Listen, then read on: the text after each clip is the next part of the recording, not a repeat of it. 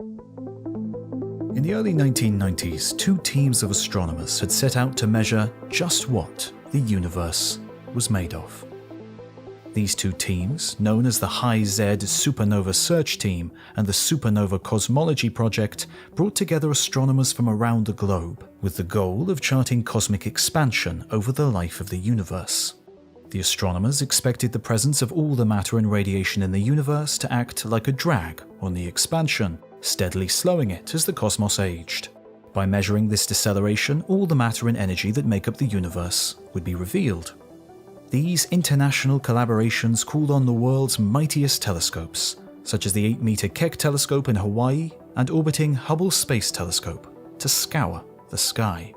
Their target was supernovae, acting as beacons of the distant cosmos, whose brightness as measured through our telescopes revealed how the universe had expanded as their light travelled for billions of years.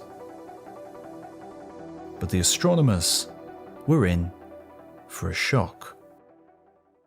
Our universe is not slowing down. It is speeding up. After repeatedly searching for flaws in their observations and checking their calculations, they presented their conclusions to a startled world. And to account for this accelerated expansion, there was something else in the universe, something unexpected, driving the cosmos faster and faster. And whilst there must be immense quantities of this stuff for the effect to take place, it remained and remains totally invisible to our telescopes. Whatever is out there, between the stars and galaxies accelerating the expansion, it is truly dark. This result netted the leaders of the experiment, Brian Schmidt, Saul Perlmutter, and Adam Rees, the 2011 Nobel Prize in Physics. And this discovery of dark energy came at the end of a tumultuous century. Astronomers had discovered that our Sun was an ordinary star in an ordinary galaxy, nowhere in particular in an expanding universe. More shocking was the revelation that, in terms of matter, all the atoms in all the stars in all the galaxies are little more than cosmic bit players. All the matter we can see appeared to be dwarfed by huge quantities of unseen matter, revealed only by its gravitational pull. And as 1998 dawned, we realized that even this dark matter was significantly outweighed by the presence of the newly discovered dark energy. Two vast components of the cosmos, unseeable and for millennia undetectable. It is currently the biggest question in cosmology. What are these new components of our universe? How do they work? And where did they come from?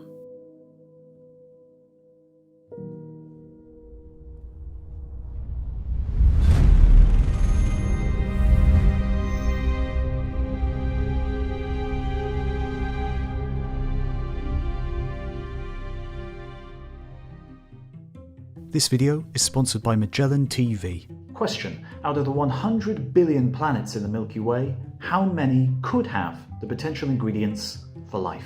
7? 15 million? 300 million? More than a billion? That's right, excluding Earth, only about 300 million. Including Earth, same answer. And so, my recommendation from Magellan's new documentaries released this week is Other Earths: The Search for Habitable Planets, an exclusive new documentary that dives into the world of exoplanets. It's a great watch and really opened my eyes to how many factors have to be just right for life to exist, let alone thrive.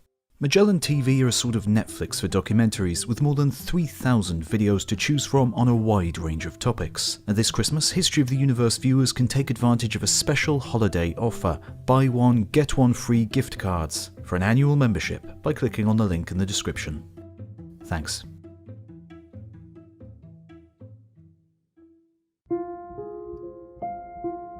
On the 29th of May 1919, a total eclipse of the Sun passed over the southern Atlantic. Two expeditions headed by British astronomers Arthur Eddington and Frank Dyson set off to observe this phenomenon.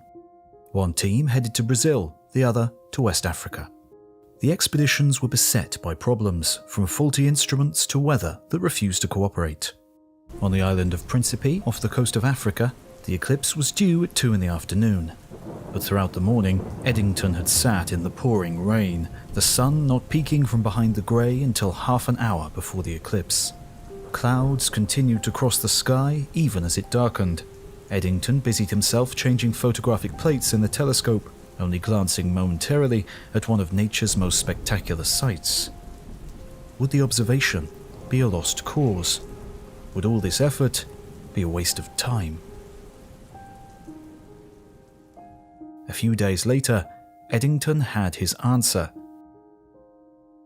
And our picture of the universe changed forever. The headline in the New York Times proclaimed "Lights all askew in the heavens," and the little-known Albert Einstein became the most famous scientist in the world. 4 years earlier, during the turbulent years of the First World War, Einstein had published his general theory of relativity. The culmination of a decade's hard work, relativity gave us a new picture of gravity, replacing Newton's forces with malleable space-time. During the war years, relativity was an academic curiosity, but with peace restored, scientists had set out to test the predictions of this new scientific theory.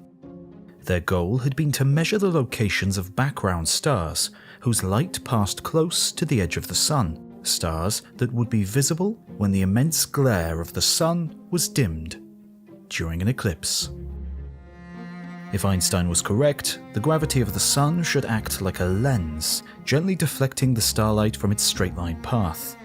And on the photographic plates obtained in Brazil and Africa, the stars had shifted by the predicted amount. Einstein's theory had triumphed.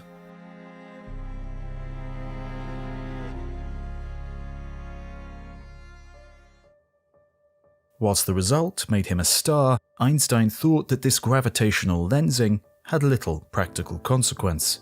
Stars were simply not massive enough to use as natural telescopes to magnify the distant universe. Nothing could be. There was nothing in the universe with enough mass to have such an effect. Or at least, as far as he knew. In the 1930s, astronomer Fritz Zwicky was working at the California Institute of Technology. Zwicky was a brilliant scientist with a prickly personality. Combining geometry and profanity, he referred to his enemies as spherical bastards, implying they were a bastard no matter which way you looked at them. But as an original thinker, Zwicky's mind roamed through the mysteries of the universe. He coined the word supernova to describe immense stellar explosions, and realized a superdense remnant known as a neutron star would be left in the ashes. And in 1933, Fritz Zwicky was focusing on the Coma cluster. Located 300 million light-years away, Coma is immense and home to thousands of individual galaxies. This was barely a decade after the realization that the Milky Way was not alone in the universe, and numerous other galaxies exist, scattered throughout the cosmos. Zwicky reasoned that the individual galaxies in Coma were held in their orbits by the gravitational pull of all the other galaxies around it. He realized that by measuring the galactic speeds, he could determine just how much mass was in the Coma cluster, providing a new way of weighing the galaxies. But instead, what Zwicky found was a big problem. The galaxies in the Coma cluster were moving far too fast. With only the gravitational effect of the galaxies in play, each galaxy in Coma should have been travelling sedately in its orbit. With immense speeds of almost 1,000 kilometers per second, Coma should have been tearing itself apart. It was clear significantly more gravity was needed to hold Coma together. What was the source of this extra gravity? With nothing obvious, Zwicky concluded that there must be Dunkel Materie, dark matter, gravitationally binding the Coma cluster. And there had to be a lot more dark matter than the stars we can see. Zwicky's realization that much of the mass in the universe is dark was startling. Questions immediately sprung to mind. How much is there? What is it made from? And how can we measure it? Zwicky's discovery should have set the astronomy world on fire. But instead, there was silence. Possibly because of his brusque style, this notion of dark matter lay buried in the pages of scientific journals. And for the next few decades, astronomers had a new focus: measuring the expansion speed of the universe. By the 1970s, there were new technological advances, large telescopes and sensitive instruments for observing the heavens. And with these, a new generation of astronomers was asking new questions about the universe. For Vera Rubin, the target was large spiral galaxies similar to our own Milky Way. Working with her collaborator Kent Fort, Rubin wanted to understand how these galaxies spin. She had entered astronomy when it was essentially a male-only activity, and she encountered resistance throughout her career, including a lack of female bathrooms in the telescopes she used. But this didn't stop her, as she undertook meticulous observations of the rotation speeds of spiral galaxies. The expectation was that these galaxies were like the solar system, with most of the mass concentrated towards the center. Just like the planets, the speeds of stars in the spiral disk were expected to fall as gravity gets weaker towards the edge. But this was not what Rubin found. The rotation speed of stars did not diminish, but remained roughly the same all the way to the edge of the galaxies. Just like Zwicky, Rubin was left with a gravitational puzzle. What was the source of gravity needed to keep the stars moving at their unexpected speeds? Zwicky's dark matter was back in the spotlight. It was becoming clear that what we could see with our telescopes, the myriads of stars and clouds of gas, were nothing but minor cosmic players. Astronomers were faced with a stark question: is there an entire shadow universe of dark matter out there?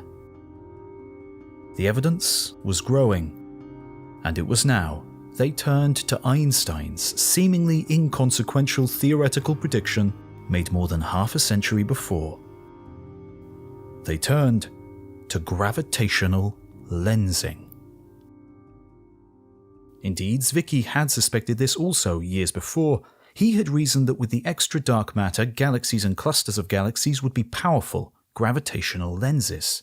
But it took until the 1960s for scientists to really come to grips with this concept and find a point of energy staggeringly huge enough to properly observe. Quasars.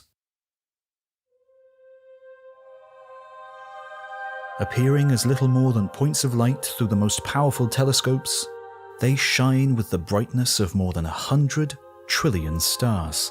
It was realized that quasars were powered by supermassive black holes. The gravitational pull of these black holes accelerates infalling material to close to light speed. As it swirls into the inner regions, matter crashes together, heating it to immense temperatures. And it is this accreting disk of matter that glows so brightly. And with this immense brightness, astronomers could spot quasars at incredible distances, many billions of light years from Earth. By the 1970s, with their observational approaches honed, finding quasars was routine. Then, in 1979, one quasar, uninspiringly labelled Q0957+561, provided a puzzle. Astronomers realized that this appeared to be two quasars very close to each other in the sky. This is not too unusual, but it was found that these two quasars appeared to be identical. The astronomers realized that they were seeing double, a gravitational mirage. Between us and the quasar sits a massive galaxy, and its gravity distorts our view, producing two separate images of the single object. Zwicky was right again. and more than 80 years since it was first observed under the clear skies of Africa and Brazil, gravitational lensing had found its purpose. In the decades that followed, thousands of gravitational lenses have been discovered. Many of these are due to individual galaxies, but the most spectacular are produced by the immense gravity of gravity clusters. Distant galaxies that would be too faint to see in our telescopes are magnified by these cluster lenses, appearing as immense arcs. Every instance of gravitational lensing provides an opportunity to measure how much mass is present by measuring the distortion. And the conclusion is always the same. There is a lot more mass than that visible as stars and gas. In fact, most of the matter in our universe is completely dark. But it wasn't just gravitational lenses that revealed the ubiquitous presence of dark matter. Everywhere astronomers looked, dark matter was needed to explain their observations. From immense flows of galaxies through the universe, to the presence of gas in galaxy clusters that had been gravitationally squeezed by dark matter was everywhere, and it dominated the gravitational pulls of the cosmos. Finally, we came to realize that it had shaped our universe.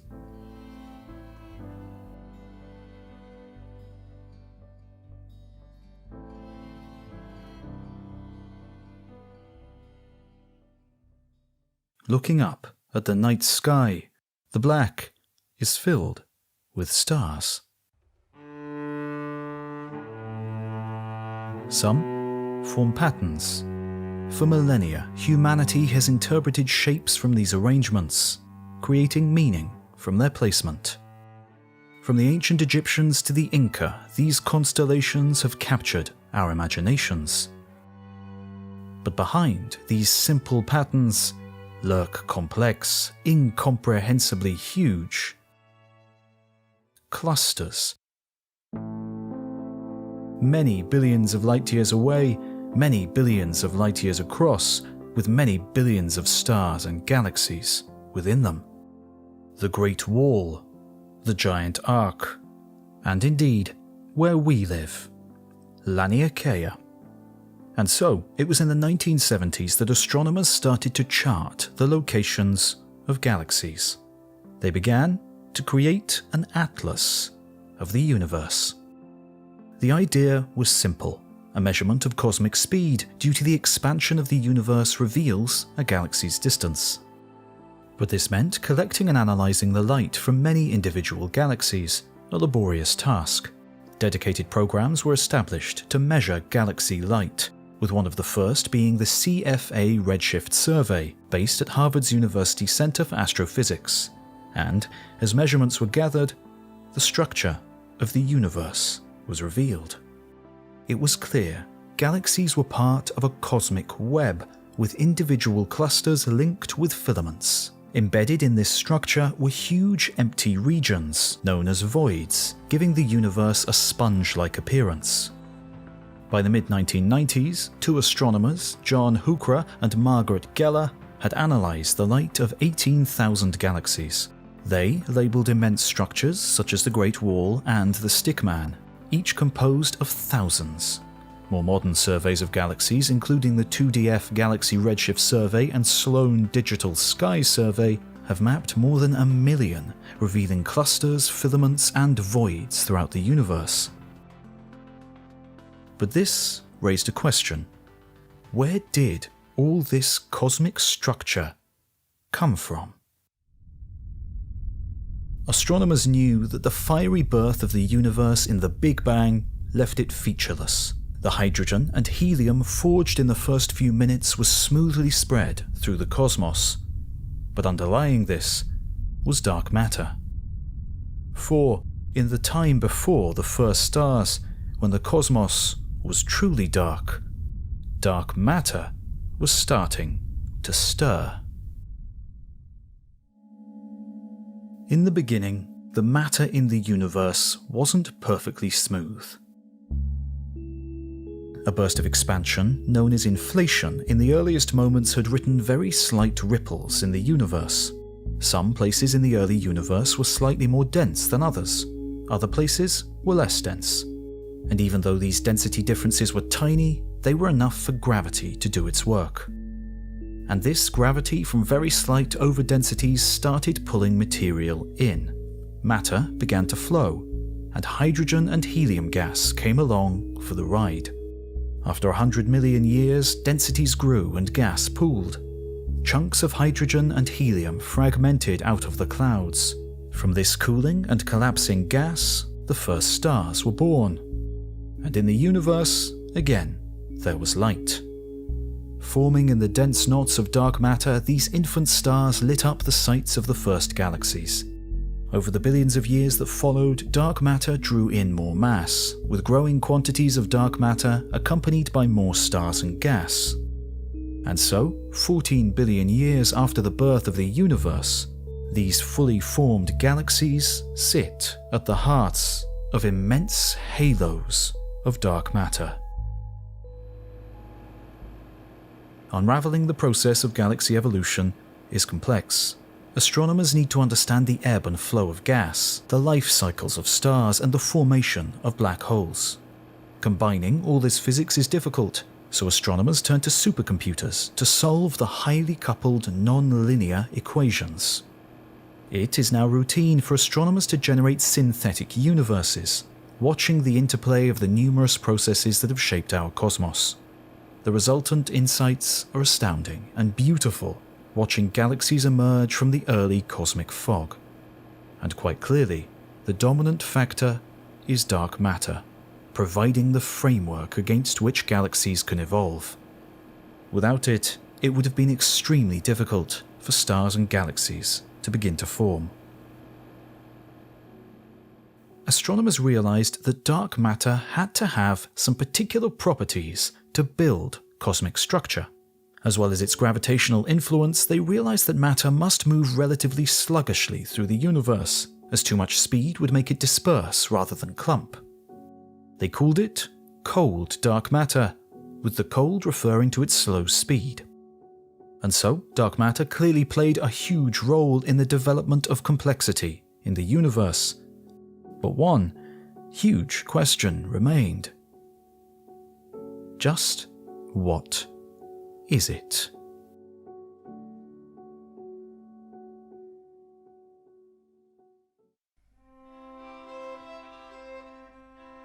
In 1930, Wolfgang Pauli was faced with a problem. Radioactivity had been studied for several decades, but one kind of particle decay was behaving strangely. This beta decay appeared to be relatively simple, with an atomic nucleus spitting out an electron, or its antimatter cousin, the positron. But for a collection of identical atomic nuclei, the particles that got spat out had different properties. Some sped away at high speed, others moved more slowly. This meant that some had high energies, whilst others had lower energies. How could this be? The conservation of energy demanded that each of these ejected particles should have the same speed. Pauli wondered if the conservation of energy was being broken, a distressing conclusion he couldn't stomach. Instead, he suggested another thing is also spat out during beta decay, another particle that carried away the seemingly missing energy. Named the neutrino, this purely hypothetical particle had some peculiar properties. The fact that it did not collide with atoms told us it wasn't a photon, the particle of light. It was something else, something different. It wasn't until the 1950s that Pauli's hypothetical particle was finally detected in sensitive experiments set up next to nuclear reactors, a prestigious source of neutrinos. Astronomers realized that the universe was full of neutrinos, most produced in the frenetic nuclear reactions in the earliest epoch of the universe. Given that they barely interact with matter, it was suggested that these neutrinos could be the dark matter. But as experiments improved, it was realized that neutrinos are just too minuscule and too fast to account for dark matter's gravitational dominance. Physicists would have to continue the search. What else could be dark enough to be dark matter? What else could be massive enough?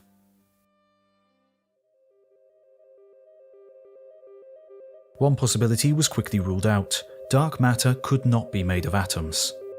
It is possible to hide atomic matter, making it dark by cooling it so that it doesn't emit any energy. We could imagine dark matter in the form of superchilled clouds of hydrogen between the stars. But the cooking of elements during the Big Bang puts strong limits on how much atomic matter there can be. And it's simply not enough to account for all that is needed. Another obvious candidate is black holes. These are clearly dark, being the ultimate trap for light, and we will only feel their presence through their gravitational attraction. Possibly, these black holes were born in cracks in space-time, defects that existed in the first moments of the Big Bang. Huge numbers of these primordial black holes could course between the stars. But, as Einstein realized, the gravitational pull of each black hole would make it behave like a gravitational lens, distorting and focusing light of the more distant universe. As a black hole passes directly in front of a more distant star, the resulting magnification would, for a period of around a month, make the star appear brighter. Even if all dark matter were in the form of black holes, the chances of such a passage is exceedingly small. However, in the 1990s, astronomers were searching for these rare brightening events. But after more than a decade of hunting for the gravitational microlensing, the result was disappointment. Dark matter cannot be composed of black holes. Whilst astronomers were gazing skyward, particle physics were hunting for dark matter in the world of the subatomic. Through the course of the 20th century, they had unraveled the fundamental nature of matter, finding the particles from which mass and forces are constructed, comprised of quarks and leptons, photons and gluons, as well as the more esoteric W and Z bosons. This zoo of particles was rounded off in 2012 with the discovery of the Higgs boson. This standard model of particle physics has proved to be a great success. It accurately accounts for the tumult of particles pouring out of the immense collisions at the Large Hadron Collider and other particle physics experiments. Despite this, we know it must be incomplete. Missing from the standard model of particle physics are at least two key aspects of the universe. It can account for the strong and weak nuclear forces and electromagnetism, but gravity is still resisting being added to the quantum world. And also missing is dark matter. Nowhere in the possible particles is there an obvious place for dark matter to be hiding. Knowing the mathematics of the standard model must be incomplete is a potential goldmine for theoretical physicists. They can explore how the mathematics can be unfolded and extended, and every new addition to the standard model adds room for candidates for dark matter. But just like there are many directions you can wander off from a single point, there are many potential paths you can take when extending mathematical ideas. One of the promising ideas was proposed in the 1970s, just as the mathematics of the standard model was crystallizing. The key problem was the strong force, the force responsible for binding quarks into protons and neutrons, and gluing protons and neutrons together in atomic nuclei. As originally derived, the mathematics allowed the strong force to break a possible symmetry in the universe, something known as charge parity violation. But all experiments appeared to show the strong force was well behaved, refusing to break the symmetry. The mathematics needed an extension known as the Paget-Quinn mechanism to shore up the symmetry. And it was the presence of this mechanism that implied the existence of a new member of the zoo of fundamental particles. Nobel Prize winner Frank Wilczek dubbed this new particle the axion, taking the name from a popular washing detergent as it cleaned up several problems in physics. Whilst these axions hypothetically individually possess a tiny amount of mass, they would be extremely numerous and would only interact with atomic matter very rarely. It appeared to be an ideal dark matter candidate. But, to date, not a single axion has been detected in the uncountable number of high-energy collisions at the Large Hadron Collider. It remains a contender. Other approaches to extending the standard model of particle physics have yielded other possibilities for dark matter. Supersymmetry doubles the particle zoo, As well as electrons and quarks, there are selectrons and squarks. There are also photinos, winos, and xenos. Perhaps hidden within this larger family is the sought-after dark matter.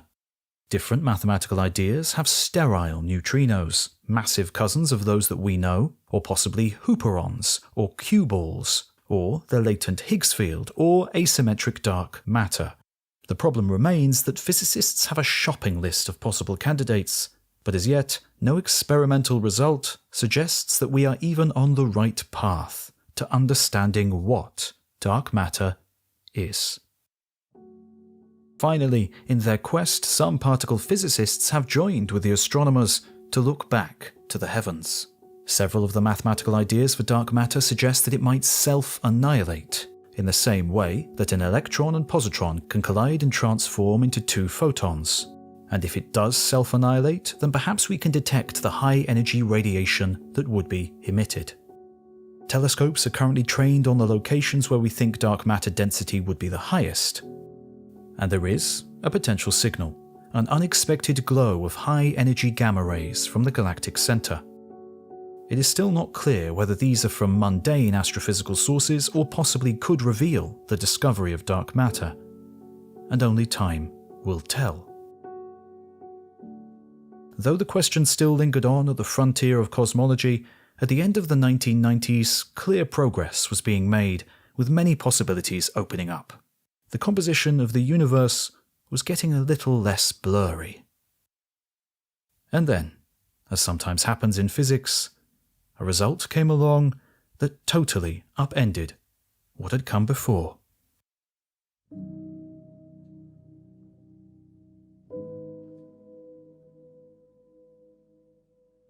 We opened this story with the discovery of the other dark component, dark energy, in the closing years of the 20th century.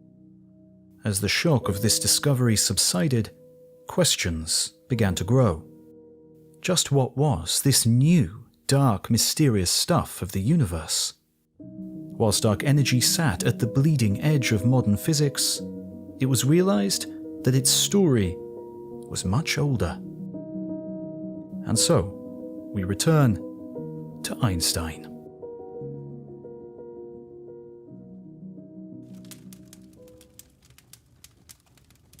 With his general theory of relativity in hand, he wanted to deduce the equations that govern the dynamics of the universe.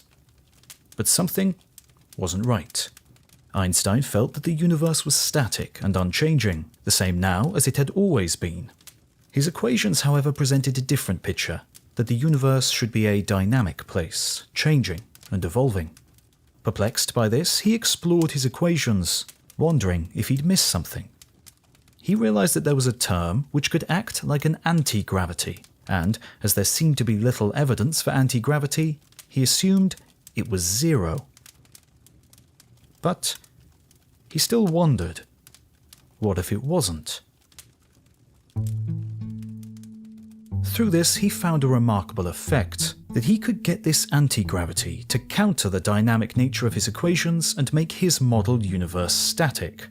And after introducing this cosmological constant, and being pleased with himself, he told the world. But not all the world agreed, especially the Russian physicist Alexander Friedmann. He held no favoritism for a static and unchanging universe, pointing out to Einstein that the notion of a dynamic and expanding universe is much more likely.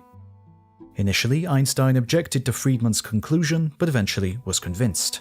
And so, he threw this cosmological constant into the scientific waste bin.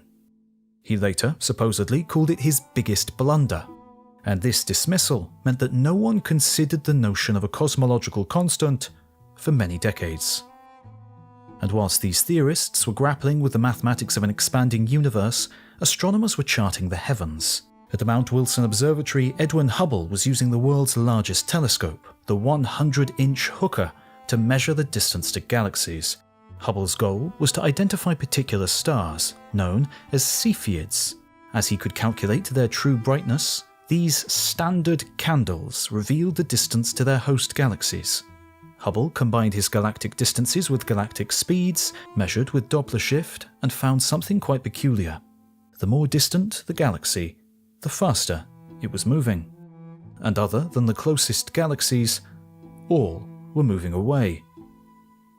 Whilst he didn't realize it, Hubble had discovered conclusive proof. The universe was expanding.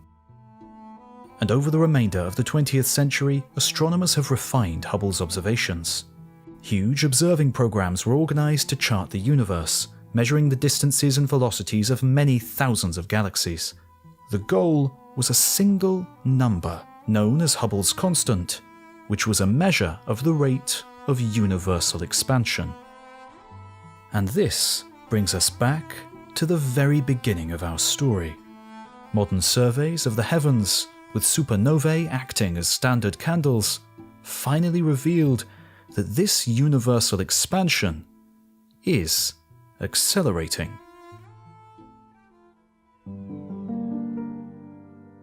And so, again, we are left to ask the question, what is the dark element of the cosmos causing this effect? To begin with, it cannot be matter or radiation, as these slow down expansion. To speed up expansion, something else is needed, something that seems like an anti-gravity. Astronomers called this mysterious stuff dark energy. But in reality, Einstein's cosmological constant was back. The existence of dark energy was not the only surprise. When the cosmic accounting was completed, astronomers realized that all the atomic matter, the stars, the planets, the immense gas clouds in galaxies, comprised less than 5% of the universe. Dark matter, the scaffolding of the cosmos, is about 25%. Dark energy made up the remainder, 70% of the universe. Many physicists were baffled. Why is the universe completely dominated by this mystery stuff? And in the 2 decades since its discovery, the evidence for the existence of dark energy has become overwhelming. Its presence is written into the distributions of galaxies spread over billions of light years. It is also written into the cosmic microwave background, the radiation left over from the fiery start of the universe. And it has seemingly bizarre properties. As the universe expands, matter and radiation thin out. Dark energy, however, appears to remain constant. This means that in the early universe, matter and radiation dominated, and the presence of dark energy had no impact. But about 5 billion years ago, the tables were turned. Matter had thinned out to the point where dark energy became dominant, and the acceleration of cosmic expansion began in earnest. This accelerated expansion dilutes matter even faster, meaning the future universe will be completely dominated by dark energy. In about 100 billion years, this expansion will have carried all galaxies outside of our local group beyond our cosmic horizon. Eventually, the universe will again return to darkness.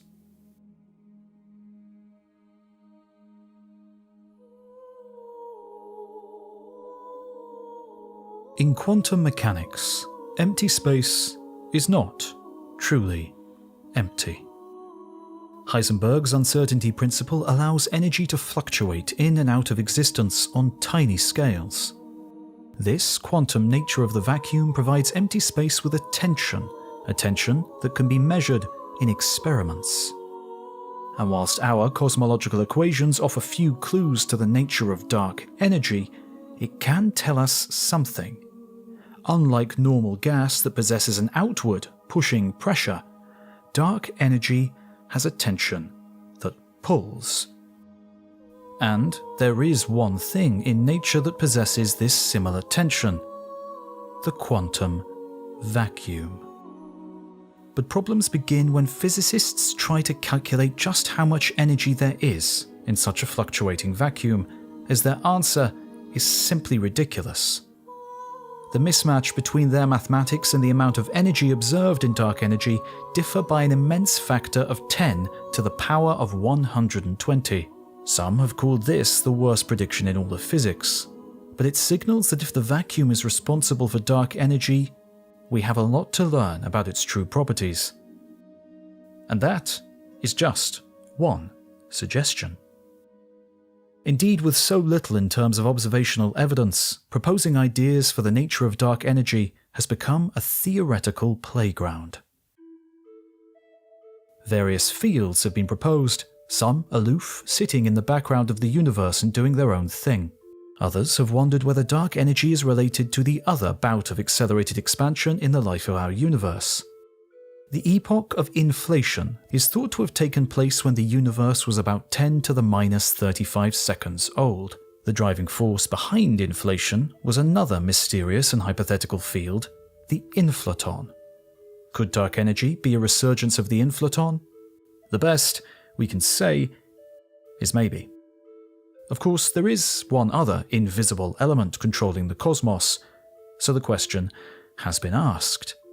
Are dark energy and dark matter related? Again, physicists can derive mathematical models where there are interactions in the dark sector, where dark matter and dark energy possess a common origin. In fact, the dark sector could potentially host its own physics, as rich as those in the atomic world. But, with the limited observational evidence, we are again stuck in the world of theory. Clearly, more observations and measurements are required. A whole host of experiments are underway, with many more planned for the immense telescopes that are currently making their way from drawing board to reality. In Chile, the 8.4-meter telescope at the Vera Rubin Observatory will turn its eye to the sky in 2022.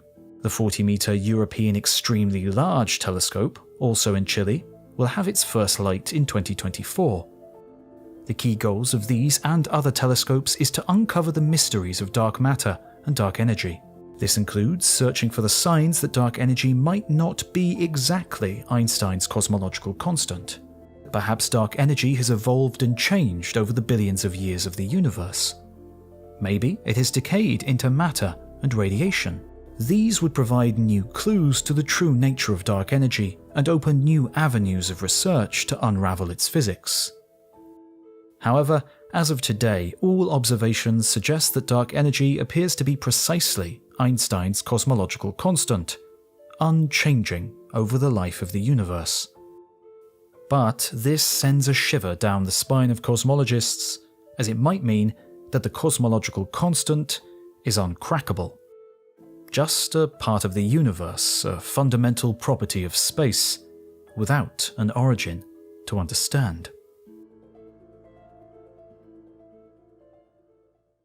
Going even further, for some, failure to fathom the nature of dark matter and dark energy represents a failure of the fundamental laws of physics.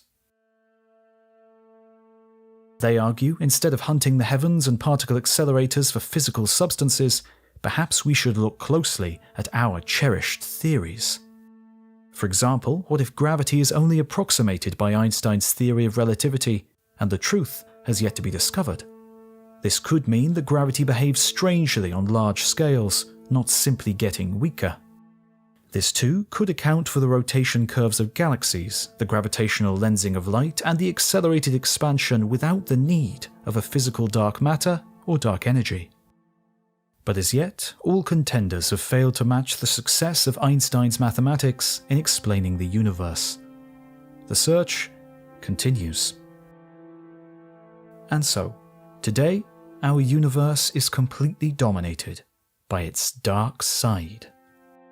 And in truth, it remains mysterious.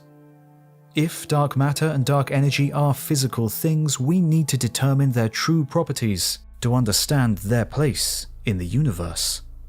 Without these, questions like where they arose in cosmic history and how they impact the fundamental nature of the cosmos will remain difficult, if not impossible, to answer. But if the dark side is only a mirage due to the limits of our physical theories, then an even bigger upheaval to our understanding is on the cards. Until then, the dark side of the universe holds the keys, and it is holding them tightly.